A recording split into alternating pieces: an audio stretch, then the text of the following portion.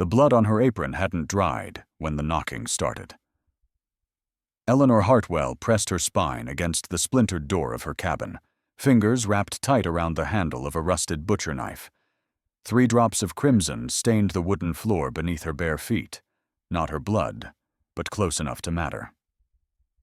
The rabbit she'd been skinning lay half-gutted on the table behind her, its glassy eyes reflecting the dying embers in her stone hearth.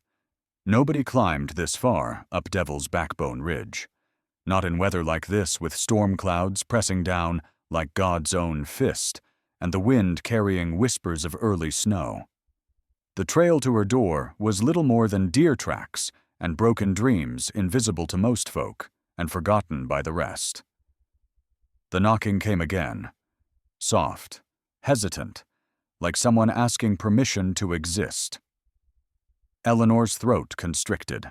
She hadn't heard another human voice in 4 months, not since the preacher's wife had climbed up here to tell her about the scandal brewing in town, about how decent folks were saying she'd driven her husband to drink to gambling to that final night, when he'd bet their farm and lost everything except the cruelest words he could find. "Ma'am." The voice drifted through the door, deep and rough as creek stones. "Storm's fixing to tear the mountain apart. Wondering if you might spare a corner for the night." Eleanor's grip shifted on the knife handle. The blade caught firelight, throwing amber shadows across walls that hadn't seen visitors since before her husband's funeral. She studied the door's warped planks, counting the seasons in every crack and groove. 2 winters of isolation, 2 winters of learning that silence could be kinder than company. But something in the stranger's voice made her pause. Not the words any drifter could beg shelter from a storm. It was the way he'd said, "ma'am," like the word still meant something to him. Like he remembered when respect wasn't just noise people made with their mouths. Thunder rolled across the peaks, shaking loose pine needles that tapped against her roof like nervous fingers.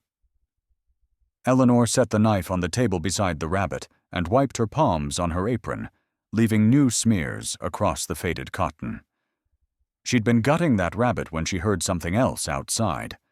Earlier, before the knocking. The soft whicker of a horse, tired and patient. Then footsteps careful and measured, like someone trying not to disturb the mountain's sleep. She'd watched through the gap in her shutters as a shadow moved past her window, tall, broad-shouldered, leading a paint mare by worn leather reins. The shadow had stopped at her woodpile, stood there for a long moment, hands resting on the axe handle someone had left buried in a split log. Her axe. Her dead husband's axe, really, though she'd swung it more times than he ever had. The stranger had pulled it free, examined the blade, then sunk it deep into fresh timber without taking a single piece. That's when she knew he wasn't here to steal. "Ma'am." The voice came again, quieter now. "I understand if you can't. World's full of reasons not to trust a stranger." Eleanor pressed her ear to the door. Beyond it, she could hear the man's breathing, steady and patient. No shuffling feet, no muttered curses, no impatience that might suggest violence, brewing beneath politeness. Just waiting like he had all the time in creation, and wouldn't hold it against her if the answer was no. Her fingers found the door's iron latch, cold metal smooth from years of use. She remembered the last time she'd opened this door to a stranger, the tax collector with his ledger, and his threats counting up everything her husband had gambled away. The man had looked at her cabin like it was already his eyes calculating the worth of her poverty. This voice didn't sound like it was calculating anything. "Storm's not the only thing needs shelter tonight," she whispered to herself, surprised by her own words. Eleanor lifted the latch and pulled the door open 6 inches, just enough to see the man through the gap. What she saw made her breath catch in her throat.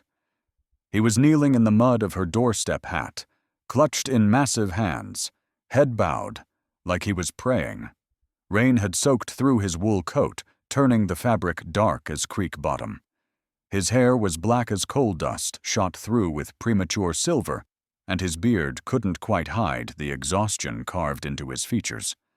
But it was his eyes that stopped her cold.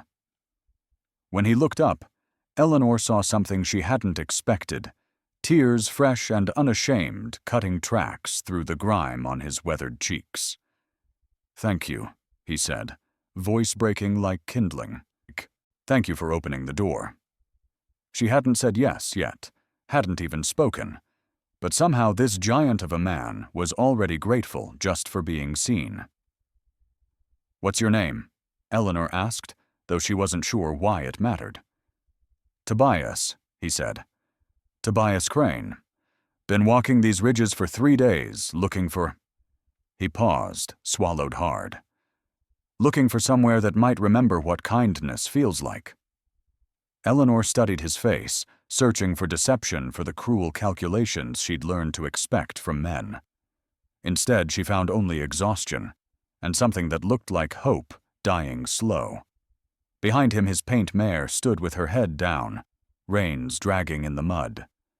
The horse's ribs showed through her damp coat, and her left foreleg bore a fresh bandage stained with blood and mountain herbs. Someone had tended that wound with care, with knowledge of healing, that spoke of gentleness rather than ownership. "Your horse is hurt," Eleanor observed. Tobias glanced back at the mare, his expression softening. "Caught her leg in a deadfall 2 days back. Been walking instead of riding since then." He turned back to Eleanor, rain streaming from his hat brim. "She's the only family I got left. Couldn't bear to see her suffer for my mistakes." Something in Eleanor's chest shifted, like ice breaking up on a spring river. She pulled the door wider, stepping back into the warmth of her cabin. "Bring her inside," she said. "Barn's got room, and there's hay if she's not too proud to eat it." Tobias stared at her like she'd offered him the moon. "Ma'am, I couldn't—" "Storm like this will kill her," Eleanor cut him off. "And you too, if you're fool enough to stay out in it." She watched him struggle to his feet, joints stiff from the cold and whatever hard miles had brought him here. When he reached for his horse's reins, Eleanor saw his hands shake, not from fear, but from something deeper. Relief, maybe, or the bone-deep exhaustion that came from carrying too much weight for too long. As Tobias led his mare toward the barn, Eleanor noticed something else.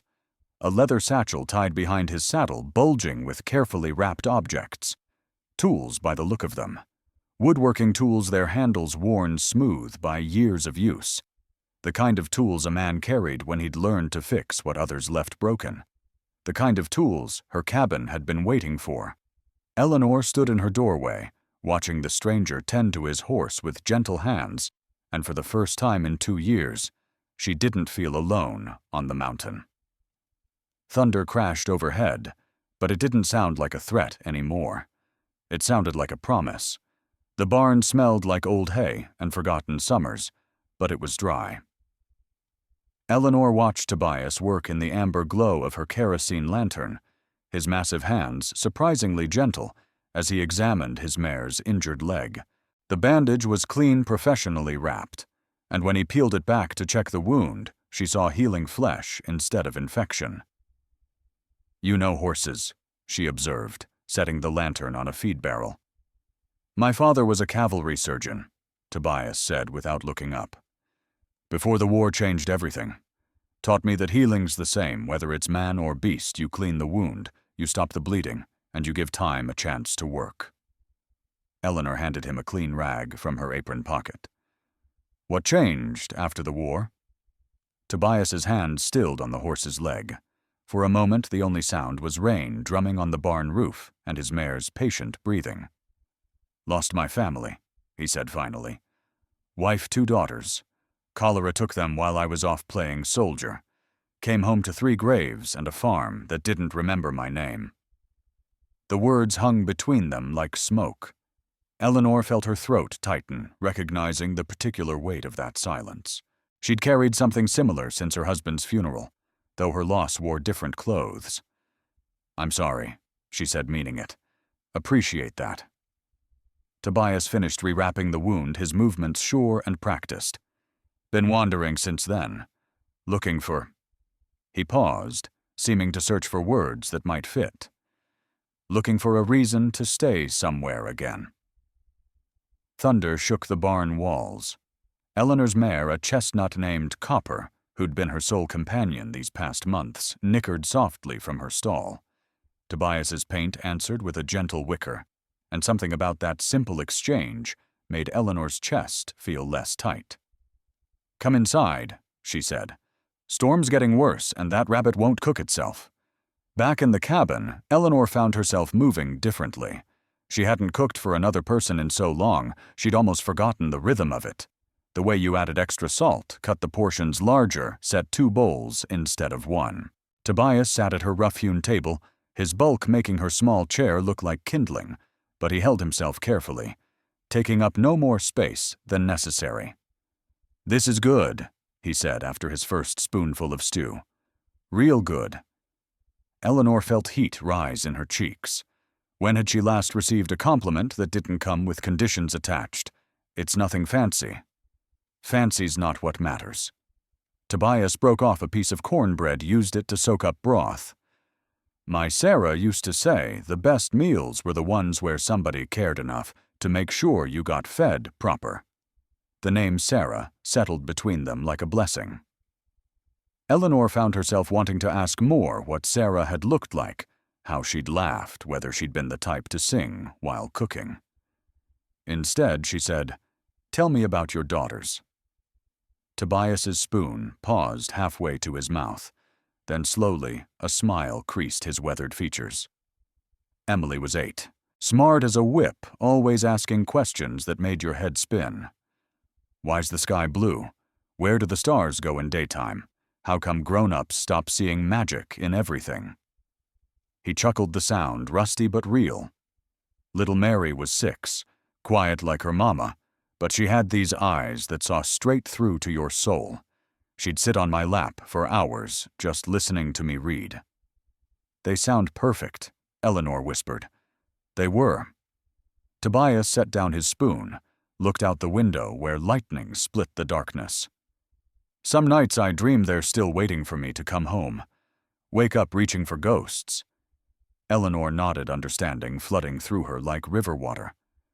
"I dream about the children I never had. Strange thing to mourn, but there it is."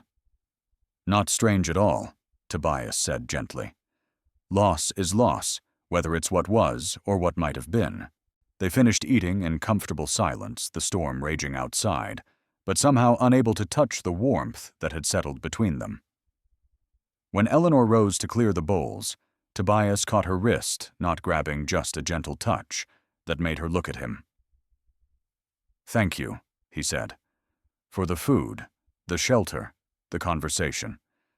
Been a long time since I felt human." Eleanor felt something stir in her chest, dangerous and warm. "You planning to move on when the weather clears?" Tobias released her wrist, but his eyes held hers. "That depends." "On what?" "On whether you might could use an extra pair of hands around here. I noticed your roof's got some gaps and that porch step's fixing to cave in. I'm handy with tools, and I don't eat much." Eleanor turned away, busying herself with the dishes, but her heart was hammering like a woodpecker. It had been so long since someone offered help without expecting payment in flesh or dignity. "I can't pay you," she said finally. "Didn't ask for pay." She faced him again, searching his features for deception for the catch that always came with men's kindness. Instead, she found only patience, and something that looked like hope trying to take root. "Why?" she asked. "Why would you want to stay in a place like this?" Tobias glanced around the cabin at the patched walls, the smoke-stained ceiling, the careful repairs that spoke of a woman making do with what she had. "Because this place has something I haven't seen in years," he said. "What's that?" "Peace. The kind that comes from someone who's learned to find beauty in broken things." Outside, the storm raged on, but inside Eleanor's cabin, something fragile and new was taking its first careful breaths. She looked at this gentle giant who'd appeared on her doorstep like an answered prayer she'd been afraid to speak. And for the first time since her husband's funeral, she allowed herself to imagine tomorrow might be different from yesterday. Eleanor woke to the sound of hammering, not the urgent pounding of someone in distress, but the steady rhythm of work being done right. Pale morning light filtered through her window, and when she peered outside, she saw Tobias on her roof, shirtless, despite the mountain chill replacing rotted shingles with boards he must have cut from fallen timber. She dressed quickly, plaited her hair, and stepped onto the porch with 2 cups of coffee steaming in her hands. "You're up early," she called. Tobias paused mid-swing, wiping sweat from his forehead with the back of his wrist. "Didn't mean to wake you, just wanted to patch these holes before the next storm." Eleanor held up one of the cups. "Come down, coffee's getting cold." She watched him navigate the ladder with surprising grace for such a large man. Up close, she could see the road map of scars across his chest and arms, some old and silvered, others more recent. A life written in healed wounds. "You've been busy," she said, handing him the coffee. Tobias pulled his shirt back on, nodding toward the roof. "Fixed the worst of it. Should keep you dry through winter." He sipped the coffee, closed his eyes in appreciation. "Found something interesting up there, though." He reached into his pocket and withdrew a small object wrapped in oiled cloth. When he peeled back the covering, Eleanor gasped. It was a wooden bird, no bigger than her thumb, carved with exquisite detail. A tiny wren, with its wings spread wide as if caught in the moment of taking flight. The wood was dark with age, but the craftsmanship was unmistakable. "Where did you find that?" Eleanor whispered. "Tucked under the loose board, near the chimney. Looks like someone hid it there on purpose." Eleanor's hands trembled as she took the carving. She recognized the work immediately. Her father's steady hand, his love of small, perfect things. He'd carved dozens of these birds during the long winter nights of her childhood, each one a tiny miracle of wood and patience. "My father made this," she said, voice thick. "He died when I was 16. I thought all his carvings were lost when we sold the old place." Tobias settled onto the porch step beside her, his presence solid and comforting. "Maybe he left it here for you to find when you needed it most." Eleanor turned the bird over in her palm, remembering her father's gentle voice as he taught her the names of every creature in the forest. He'd loved this mountain, claimed it sang to him in the wind, and whispered secrets through the trees. He always said, "Birds knew things. People forgot," she murmured. "Said they carried messages between the living and the dead." "What message you think this one's carrying?" Eleanor was about to answer when she heard it, the distant thunder of hoofbeats. Multiple horses riding hard up the mountain trail. Her blood turned to ice water. Tobias was on his feet instantly, coffee mug forgotten. "You expecting company?" "No." Eleanor clutched the wooden bird tighter. "Nobody comes here. Nobody, except," her words died, as 3 riders crested the ridge, their horses lathered with sweat and foam. Eleanor recognized the lead rider immediately, Samuel Morrison, the town banker who'd foreclosed on her husband's debts. Behind him rode his son, Jake, and a man Eleanor didn't know, tall, thin, with the pale complexion of someone who spent his days indoors counting other people's money. "Mrs. Hartwell," Morrison called as he reined in his mount. His eyes swept over Tobias, taking in the stranger's size, his tools, the obvious signs of work being done. "I see you've found yourself a handyman." Eleanor stepped forward, chin raised, despite the fear crawling up her spine. "Mr. Morrison, what brings you up the mountain?" Morrison smiled, but there was no warmth in it. "Business, I'm afraid. Seems there's been some confusion about your property status." He pulled a folded document from his coat pocket, held it up like a weapon. "This is a court order, signed by Judge Patterson himself. Seems your late husband had debts we weren't aware of. Gambling debts, to be specific. To Mr. Vincent here." The thin man tipped his hat, his smile equally cold. "James was quite the poker player, your husband. Unfortunately, not a very good one." Eleanor felt the world tilt beneath her feet. "That's impossible. The bank said all debts were settled." "All legal debts," Morrison corrected. "But gambling debts, well, those fall into a different category entirely. Mr. Vincent has been very patient, allowing you to stay here rent-free while we sorted things out. But patience has its limits." Tobias moved closer to Eleanor, not threatening, just present. "What exactly are you saying?" Morrison's eyes narrowed. "I'm saying Mrs. Hartwell has 3 days to vacate the premises. This property now belongs to Mr. Vincent, free and clear." "Like hell it does," Eleanor snarled, surprising herself with her vehemence. "This land has been in my family for 3 generations. My father built this cabin with his own hands." Vincent urged his horse forward. "And your husband lost it with his own hands, 1 card at a time. I have witnesses to the final game, Mrs. Hartwell, including your husband's suicide note where he confesses to the debt." The words hit Eleanor like a physical blow. She'd always wondered why James had taken his own life, had blamed herself for not being enough to make him want to stay. Now she understood he hadn't been running from life, but from the shame of what he'd done. "Show me," she whispered. Vincent produced another document, this one in her husband's familiar scrawl. Eleanor read it twice, tears blurring the words, but the meaning was clear. James had bet everything on one last hand, lost it all, and couldn't face telling her the truth. "The debt was $40,000, Vincent said softly. "A fortune to most folks. But I'm a reasonable man. I'll give you $500 for the cabin out of the goodness of my heart." $500, Eleanor's voice cracked. "For 40 acres and a home. For a shack on worthless mountain land that nobody else would want," Morrison corrected. "Take the offer, Mrs. Hartwell. It's more than you deserve." That's when Tobias stepped forward, his voice quiet, but carrying an edge that made all 3 men sit straighter in their saddles. "Gentlemen," he said, "I think you might want to reconsider your position." Morrison laughed. "And who might you be, exactly?" "Name's Tobias Crane, and I happen to know something about gambling debts and the men who collect them." Vincent's face went pale.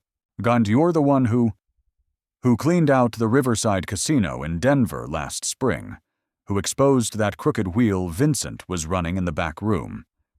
Tobias smiled, but it wasn't a pleasant expression. "Oh yes, Mr. Vincent. We've met before." The silence stretched like a bowstring. Eleanor looked between the men, understanding flooding through her like cold water. Vincent's gambling operation in Denver had been shut down by federal marshals after someone had provided evidence of cheating and fraud. That someone had apparently been Tobias. "You can't prove anything," Vincent said, but his voice shook. "Can't I?" Tobias pulled a small leather notebook from his pocket. "I keep detailed records of every game I've ever played, every debt I've witnessed, including the night your husband lost this property, Mrs. Hartwell. Funny thing about that game, it was played with marked cards, and the dealer was Vincent's own cousin." Morrison's horse pranced nervously, sensing his rider's agitation. That's impossible." "Is it?" Tobias opened the notebook, read from it in a steady voice. "October 15, 1887, Riverside Casino, back room. James Hartwell versus Marcus Vincent. Dealer Thomas Vincent. Cards marked deck switch made during second hand. Witnesses myself and Deputy Marshal Williams." Eleanor's knees nearly gave out. "You were there. You saw what happened." Tobias nodded grimly. "I tried to warn your husband, but he was too drunk to listen. Watched them fleece him of everything he had, then let him walk out into the night, thinking he'd lost it fair and square." Vincent's mask of civility finally slipped. "You can't prove any of that. It's your word against mine." "Actually," Tobias said, reaching into his other pocket, "it's the word of the federal government." He produced an official-looking document seal intact. Deputy Marshal Williams was quite interested in my testimony. Interested enough to issue a warrant for your arrest, Mr. Vincent. Fraud conspiracy running illegal gambling operations. Quite a list. Morrison was already backing his horse away. I had no knowledge of any of this. The documents appeared legitimate. The documents are forgeries. Tobias cut him off. Just like the suicide note, James Hartwell didn't kill himself out of shame, gentlemen. He killed himself because Vincent threatened his wife's life if he didn't pay up. Eleanor's breath caught. What? Vincent's men visited your husband the night he died, told him they'd hurt you if he didn't find $40,000 by morning. He knew it was impossible, so he chose what he thought was the only way to protect you.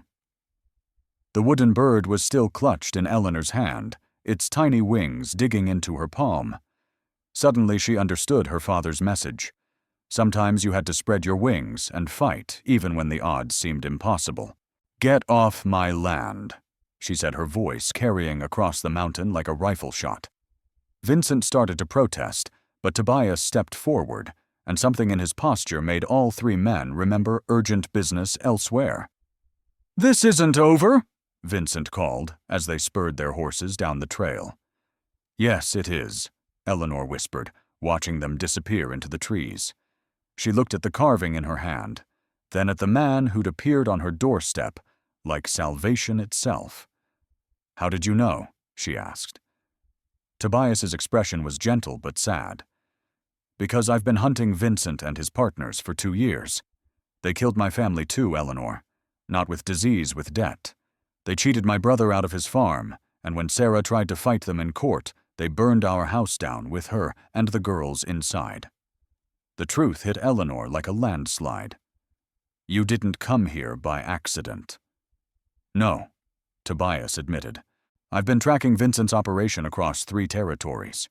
When I heard about a widow on Devil's Backbone who'd lost her husband to gambling debts, I knew I'd found my next lead." Eleanor felt something die inside her chest. "So this was all, what part of your investigation?" "It started that way," Tobias said quietly.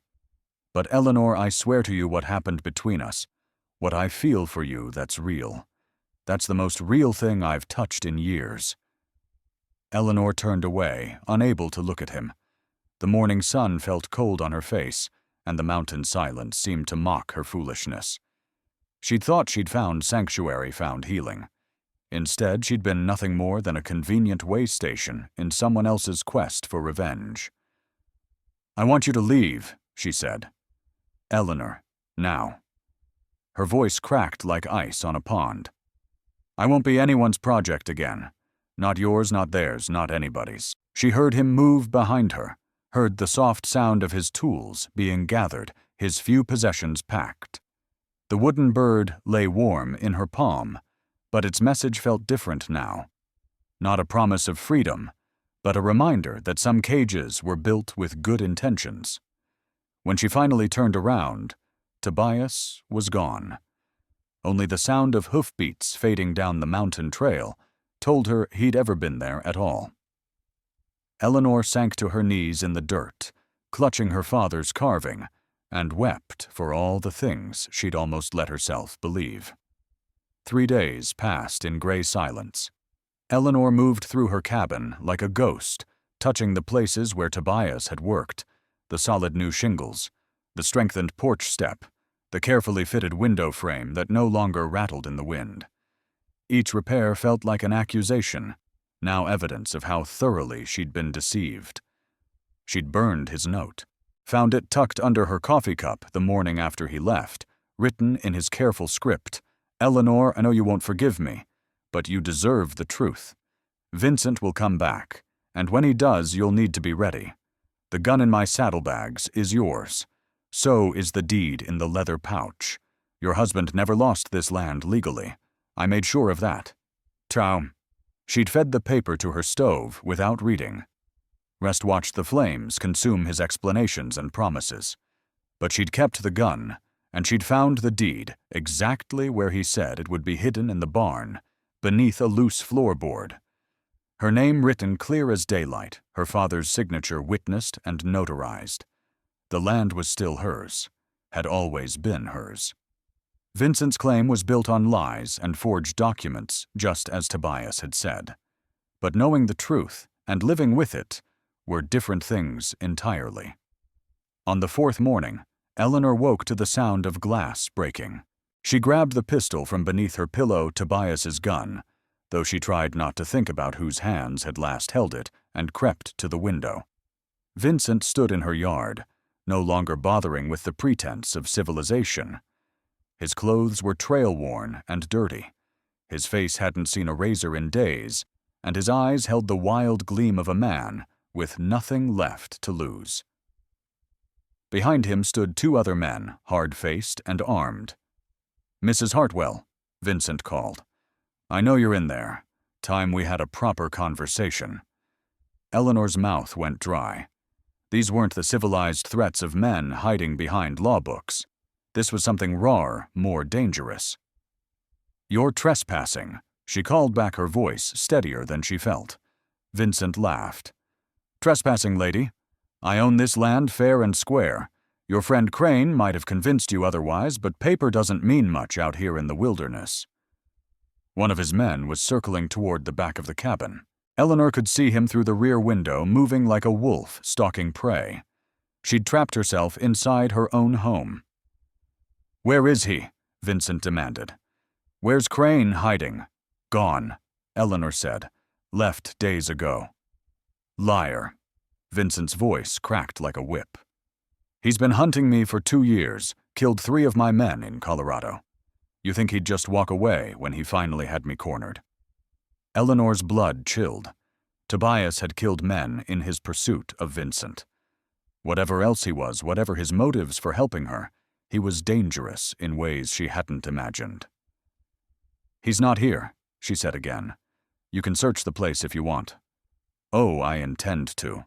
Vincent nodded to his men. "Burn it." The words hit Eleanor like a physical blow. "What?" "You heard me. Burn it all.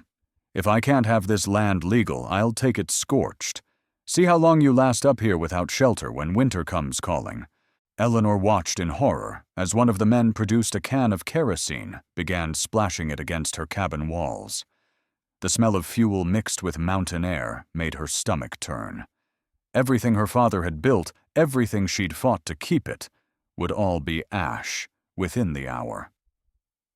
"Please," she whispered, though she knew begging was useless. Vincent's grin was ugly. "Should have taken my offer when you had the chance, lady. $500 was generous for worthless mountain land."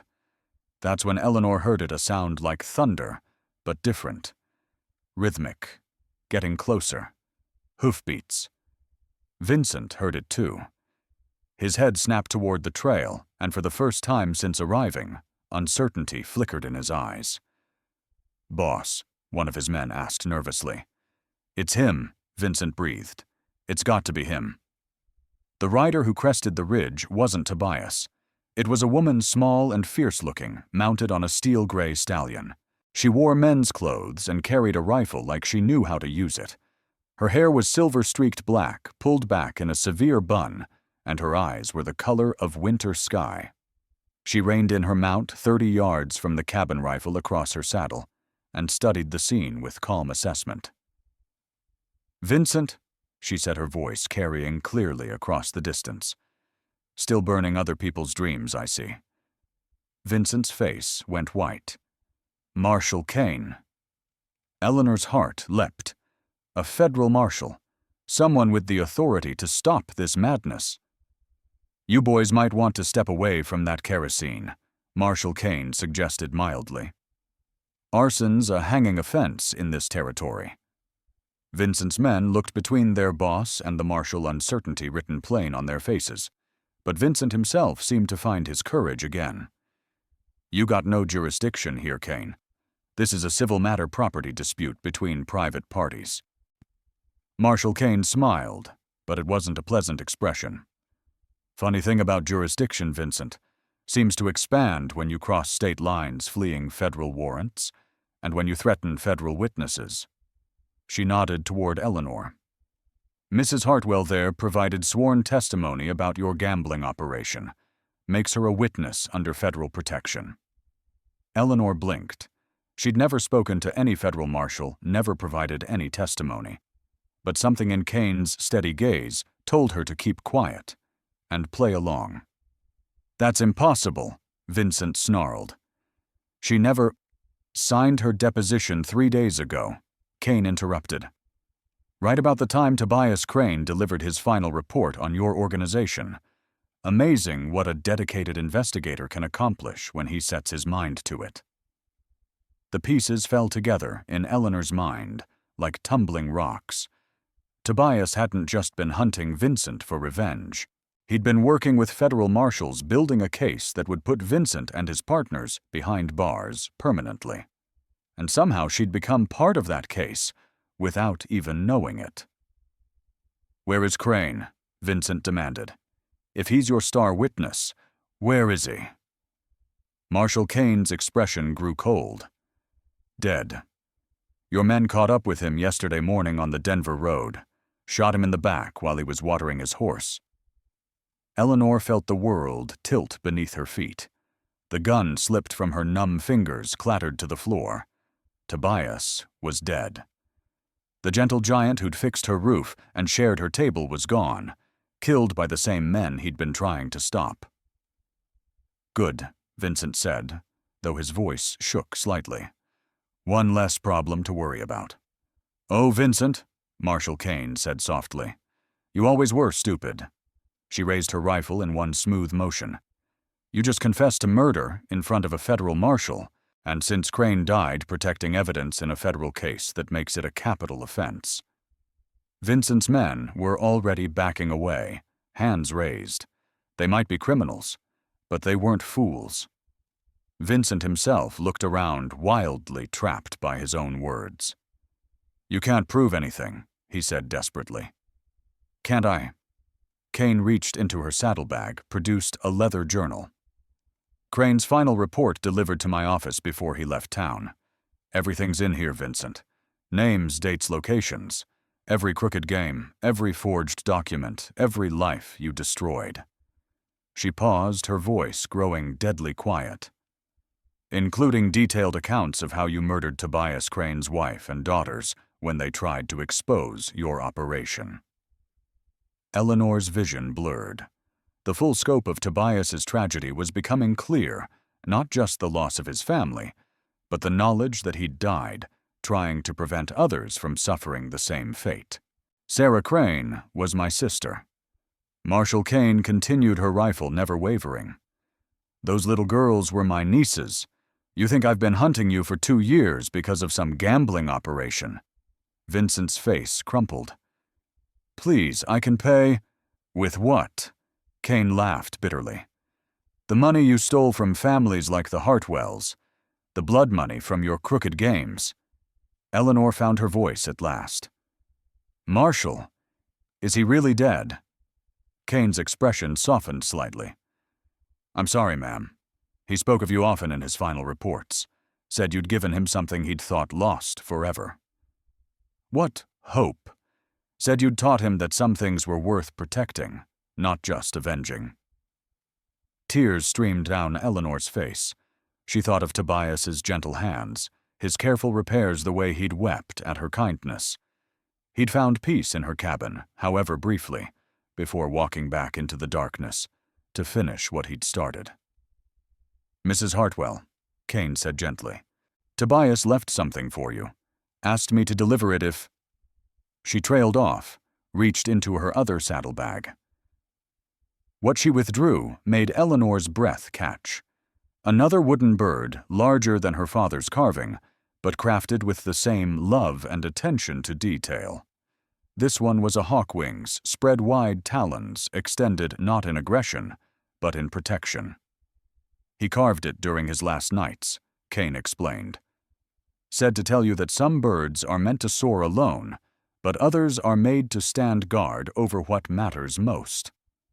Eleanor took the carving with trembling hands. On the bird's base, Tobias had carved a single word in his careful script: remember. Vincent, Crane said, turning back to the man who'd started it all. You're under arrest for murder, fraud, arson, and about 20 other federal offenses. You have the right to— Vincent bolted. He sprinted toward the tree line, crashing through undergrowth like a panicked deer. Crane cursed, spurred her horse after him, but the thick forest slowed her pursuit. Within seconds, both hunter and hunted had vanished into the pine shadows. Eleanor stood alone in her yard, holding Tobias's final gift, while Vincent's abandoned men sat in the dirt with their hands behind their heads. The can of kerosene lay forgotten in the grass, its contents soaking harmlessly into the earth. The mountain had kept its secrets after all. The first snow came early that year, dusting the peaks while the valleys still blazed with autumn gold. Eleanor stood on her rebuilt porch, Tobias's careful work now weathered by a full season, and watched the flakes drift down like ash from God's own fire. Marshal Crane had stayed 3 days long enough to take Vincent's men into custody and file the paperwork that officially cleared Eleanor's title to the land. Vincent himself remained at large, disappeared into the wilderness like smoke, but Crane promised the manhunt would continue. He can't run forever, she'd said before riding away. Men like Vincent always surface eventually, usually when they're desperate enough to make mistakes.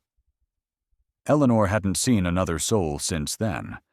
The isolation that once felt like exile now felt like grace, a chance to heal without witnesses, to remember without explaining herself to anyone else. She'd burned Tobias's belongings, everything except the tools, and the wooden hawk. The tools she'd organized carefully in the barn, ready for projects that might need doing. The hawk sat on her mantel, where firelight caught its carved feathers and made them seem to flutter with life. Some nights when the mountain wind sang through the pines, Eleanor could swear she heard voices in its chorus. Tobias's deep rumble, her father's gentle laughter, even her mother's lullabies from childhood. The dead keeping company with the living, sharing stories across the thin places where worlds touched. She was thinking of such things when she heard the footsteps, not the heavy tread of men come calling with business or threat, but something lighter, uncertain, a child's step maybe, or someone trying not to be heard. Eleanor picked up the rifle habit now, after everything that had happened, and moved to the window. What she saw made her catch her breath. A girl, maybe 14 or 15, stood at the edge of the clearing. She wore a ragged dress that had once been blue boots held together with hope and twine, and a shawl that couldn't possibly keep the mountain cold at bay. Her hair was the color of autumn leaves, and her face held the hollow look of someone who'd been hungry too long. In her arms, she carried a bundle that moved and whimpered. A baby wrapped in what looked like a man's coat, far too large for such a small burden. Eleanor set down the rifle and stepped onto the porch. The girl saw her and froze, poised to run, but something desperation maybe, or the smell of wood smoke promising warmth kept her rooted to the spot. "Hello?" Eleanor called softly. "You look cold." The girl's voice was barely a whisper. "Ma'am, we don't mean no harm." "I know you don't." Eleanor descended the porch steps, slowly, hands visible, making no sudden movements. "What's your name, child?" "Lucy. Lucy Brennan." The girl shifted the bundle in her arms, and Eleanor caught a glimpse of tiny fists waving in the cold air. "This here's my brother, Jimmy." "How old is Jimmy?" 3 months, near as I can figure." Lucy's chin trembled. "Our mama died birthing him and Papa." She trailed off her eyes, going distant and afraid. Eleanor didn't push. She'd learned that stories came in their own time, like water finding its way downhill. "Where are you headed, Lucy?" The girl looked around wildly, as if just now realizing she had no answer. "I don't rightly know. Just away, anywhere Papa can't find us." Eleanor's heart clenched. She recognized that particular kind of fear, the bone-deep terror that came from living under the thumb of a man who saw love as ownership and discipline as a God-given right. "Well," she said, stepping back toward the cabin, "maybe you could stay for supper. Figure out your next steps with some food in your belly." Lucy's eyes filled with tears. "Ma'am, we ain't got nothing to pay you with." "Did I ask for payment?" Eleanor smiled. "Come on. That baby needs warmth, and you look like you could use some feeding up." Inside the cabin, Eleanor settled Lucy in the chair closest to the fire and set about preparing a meal. She worked quietly, giving the girl time to thaw out, to realize she was safe for the moment. The baby Jimmy slept in Lucy's arms, his tiny face peaceful, despite the circumstances that had brought him here. "How long have you been walking?" Eleanor asked as she stirred a pot of stew. 4 days, maybe 5. Hard to keep track." Lucy's voice was stronger now, warmed by the fire. "Papa got real bad after Mama died. Started drinking, started blaming us for her passing. Said if we hadn't come along, she'd still be alive." Eleanor's hands tightened on the wooden spoon. She'd heard similar words from her own husband, accusations wrapped in grief that cut deeper than any physical blow. "Where were you trying to go?" she asked. "Mama had a sister in Salt Lake City. Never met her, but Mama talked about her sometimes. Said she was kind. Said she'd take us in if anything ever happened." Salt Lake City was 300 miles away, across terrain that would challenge experienced travelers. For a girl with a baby to make such a journey alone. "That's a long walk," Eleanor said carefully. Lucy's shoulders sagged. "I know, but I couldn't think of nowhere else. And I couldn't stay, not after what Papa did." Eleanor waited, but Lucy didn't elaborate. Some stories had to be pulled gently from the dark places where they hid. "What did he do, child?" Lucy was quiet for so long, Eleanor thought she wouldn't answer. Then, in a voice barely above a whisper, "He sold me." The words hung in the air, like smoke. Eleanor set down the spoon, turned to face the girl, fully. "Sold you to Mr. Henderson at the feed store. Said I was old enough to earn my keep. Said Henderson had been asking about me for months." Lucy's voice cracked. $50, Papa said. $50 for a daughter who'd never been nothing but trouble." Eleanor felt rage build in her chest, hot and pure. She'd thought she understood the depths of men's cruelty, but this exceeded even her darkest imaginings. "So you ran," she said. Lucy nodded. "Took Jimmy and what little food I could carry. Papa was passed out drunk, didn't even hear us leave." Eleanor ladled stew into 2 bowls, set one in front of Lucy with a hunk of fresh bread. The girl fell on the food, like a starving animal, trying to eat and hold the baby, the same time. "Here," Eleanor said gently, reaching for Jimmy. "Let me hold him while you eat proper." Lucy hesitated, then carefully transferred the baby to Eleanor's arms.